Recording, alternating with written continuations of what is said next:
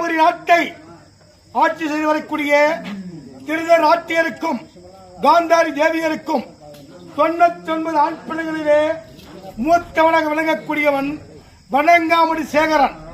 தனரக கரமளித்தவன், நந்தி வட்ட மாலை அணிந்தவன் துரியோதனன்.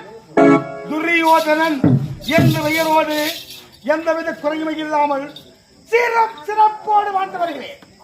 நேற்றைய தின கலாச்சாரையிலே என் தாத்தா பீஷ்மாச்சாரியார், குலகுரு துரோணாச்சாரியார், கிருபாச்சாரியார் இவர்கள் முன்னிலையிலே அரசு பிள்ளைகள் கற்ற கலை சோதித்து பார்க்க வேண்டும் என்ற ஒரே காரணத்திற்காக எனக்கு பாண்டவன் ஒருவன் பீமசேனனுக்கும் கதை போட்டி வைத்தார்கள்.